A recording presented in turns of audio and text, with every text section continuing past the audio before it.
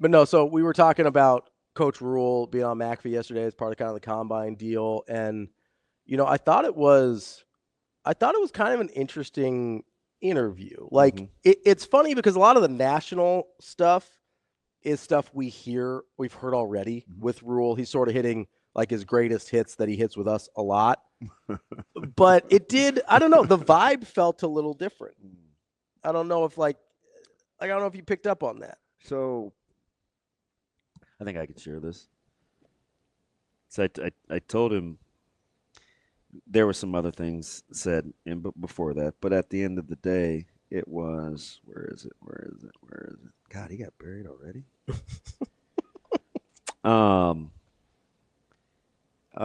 As I'm umming and buying myself time, and I hate ums. Well, and I know. Hey, one more time, Coach. He basically it was like, hey, just some jokes and stuff, and I said, you hit all the notes while simply just telling a couple of funny stories, huh? Yeah. Then there were some things in between that, and I go, Dylan work ethic, NIL spending, conference strength, writing for the brand, even got a couple volleyball shout outs. And I'm like, must have been the style of dress because you seemed awful comfortable. That was the greatest hits. Right? Like it just. He did seem looked very relaxed, that's kind of the hit him all, but that's his arena. Well, and that's the style of like McAfee wants you to be pretty loose and relaxed. That right there. That's where he's really good. Is in his arena. Yeah. He's got ball. He's got eval. He's familiar with Indy. He gets to be around his guys. I also think he kind of likes McAfee. Yeah. Like I think I know for whatever you feel about McAfee, right? So I can't speak to yay or nay. Right. I just know he's very, very cognizant of utilizing resources. Reach. Right? So I don't know if he likes anyone more than I don't know if he loves Will Compton. Sure. He might. I don't know. Yeah, but what I'm saying is if Will is good for the brand, he's good for he's going to be good for Will. So if McAfee is good for the brand, yeah. If Thamel's good for the brand, so you know what I mean? Because he does a really good job of personal and business. So here's the only reason I said that is McAfee, for whatever else he brings to the table, comes off as a guy that genuinely loves ball. Yeah. And I think I think Coach Rhule will vibe with that. Yeah. That's a dude. There's a lot else going on, but I've never looked at Pat McAfee and be like, that dude doesn't love football. Like that dude loves football. And I like the subtleties, right? Mm-hmm. And as a guy that used to want to be a profiler, I'm always paying attention to two things. Yeah. Body language mm-hmm. and the nonverbals. Yeah. Which is body language, but it can be different too. It doesn't always have to be. I feel like nonverbals are sometimes. Well, I don't know which is which, but I think one of them is more involuntary than the other. Correct. And I don't know which is which. Correct. So I'm looking at the sitting in the seat with his hands are back, pretty laid back, and his hands are folded, kind of reclined. He's comfortable. Mm-hmm. He's got on no shows, mm-hmm. with kind of the ankle game going, with the sweet Adidas. And I'm like, he's right now, he's coming across as a guy mm-hmm. that you would want in your living room. Yeah. He's coming across as a guy that you'd want to just go chop it up with. He seemed like a cool, hip dude. And then you listen to the message. Yeah. And he's just, because he's horrible. Horrible. You make fun of me. He's 10 times worse. This dude cannot take a compliment. Oh, yeah. Just can't. He'll just ignore it. And so, I just tell him, it's like, and I joke with him. I'm like, hey, man, men don't get their flowers when they're alive normally. Like, take them. Right? Take them when you can get them. Nah. And that's what he's going to say. But anyway. But then you listen to him talk, and it's like, oh shoot, is he an everyday guy? He looks like an everyday guy. He looks like he'd be a cool guy, But then he's just hitting all the notes. So you know what's funny? He pimped DBK in volleyball. Yeah. While talking about flying private. Don't overlook that. And he can do. Oh, no, DBK's got the plane today. Oh, you got it like that, Matty? Oh, wait, you don't have it like that. Well, I'm glad it's cool for the department. You guys just want to go private, man, go do your thing. Yeah. Right? But he's just telling a story. I'm sure if he really wanted a private plane, he could have procured one. That's the thing. Yeah. He's like, I'm an everyday guy, but we still got it like that at Nebraska. But right? he deferred and was talking about DBK and volleyball. Yeah. He pumped volleyball like 2 or 3 times. I'm just saying, I'm sure if he wanted one, a booster would have came through with a plane.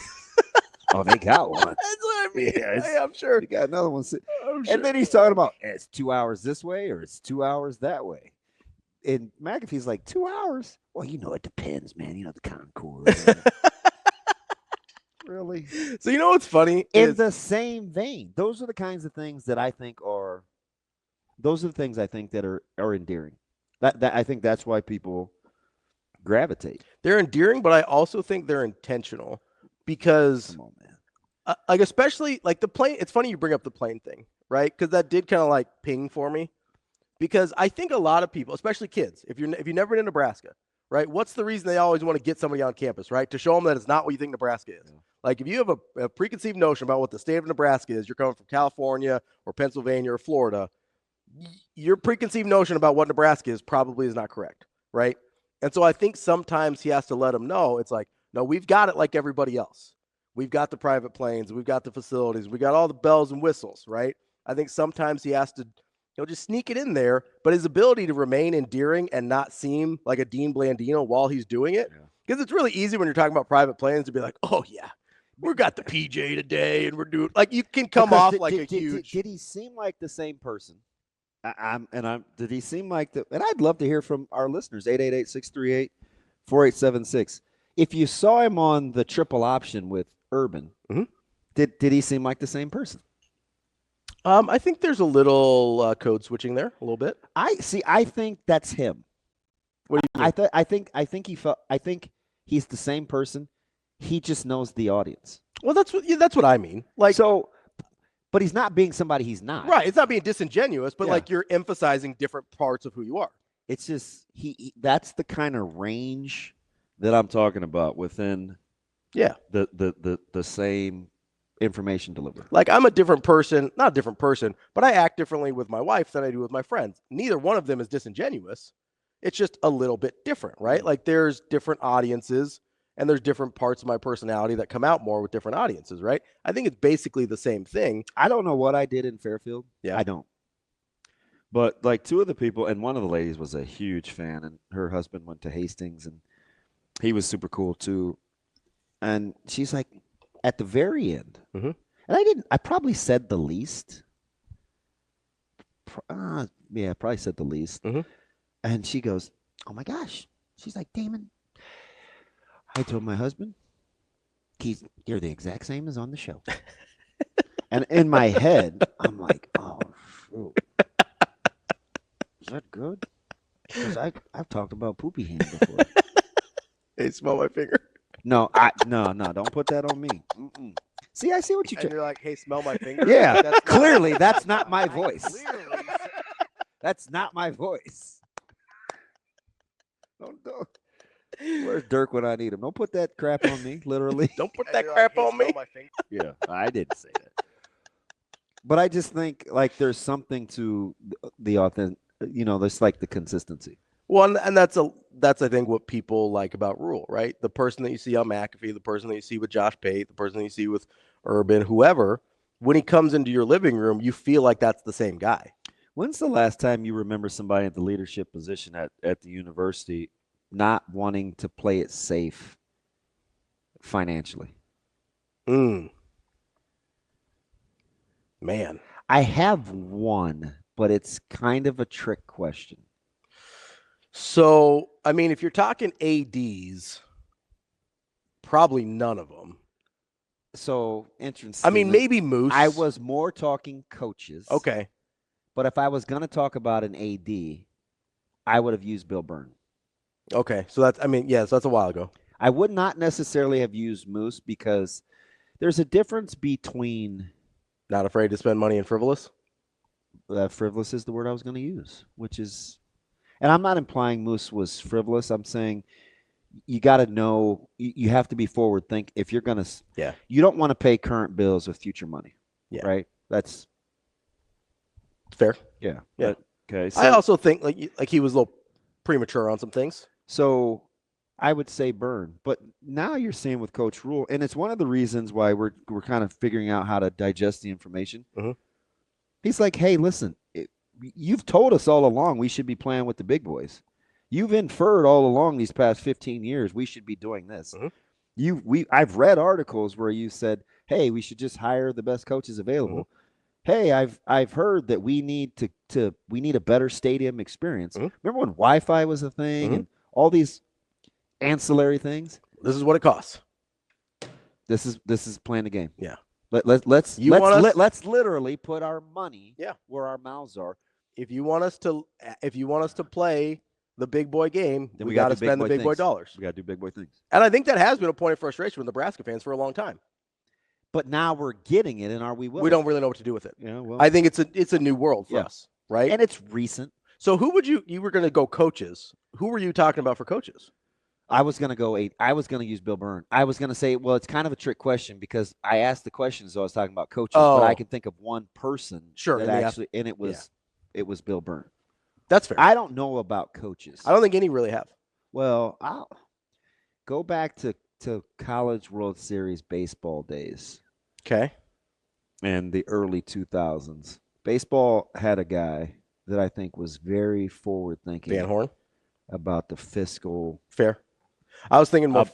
More football. About the fiscal wherewithal of a. That's fair. Of a sports team. Yeah. Van Horn was very much. I understand that's where he's from, his alma mater and stuff. I also think there's a reason he's coaching the SEC now. Yeah. Oh yeah. You know what I mean? Yeah. It fits. Like if you kind of want that level and type of baseball program, like SEC is where to go. The other thing I kind of like about Coach Rhule, and sometimes it's slick and sometimes it's not. Mm-hmm. If there's something he just wants out there. Yeah, wants to say. Because sometimes it's not even what the question was. That's one of my favorite things is when he just doesn't answer the question and talks about what he wants to talk about. He'll be like, "Oh, Pat, I'm glad you asked me that," and then not answer the question at all. It's incredible. The first time I noticed it was his first year in Indy, so not the year we were there. When the lady asked the really strange question about the prayer in Wisconsin or whatever. Yeah, I actually was there. And then I wasn't there with you. But and then he weaved that into what he wanted to talk about, and he didn't answer the question because I don't know how he possibly could have. How about how he didn't blink? Yeah. That was okay. That's a good call. It was hard. That's a great call. He seamlessly wove that in about how he wants his players to believe in something more, and he doesn't really care what it is. But and it's like he wasn't even there for the thing she was asking about. How about how he prefaced it by saying that it answered the question anyway? He goes, I got to give all credit to Scott Frost and the staff for that. Like they did a great job. That was before I was here, but I really appreciate that. And one of the things that we also like to do, blah, blah, blah, is, get into the believe in something greater. So, like, he'll talk about what he wants to talk about. Yeah, sure. And the other thing is that I noticed yesterday, a lot, but I thought it was particularly noticeable yesterday, was, like, there's certain times where, like, the preacher's son comes out a lot, where it's, like, the storytelling and hitting all the points at the same time. Yeah. Like, that's a very preachery thing to do. Be like, hey, I'm just telling you a story. But it's like, oh, by the way, and his dad is still doing Bible studies for the coaches. Yeah, it's like, so he's hitting all the talking points, but it's he's just telling you a story. And you're like, wait, did you just, like, inception me? What just happened? Why do I know all this stuff? Why do I feel like you sat through that? Yeah. It's like, why do you think I'm just like. I'm talking about Inception. Oh, yeah. You get on me about bad movies. That's not a bad movie. Come on.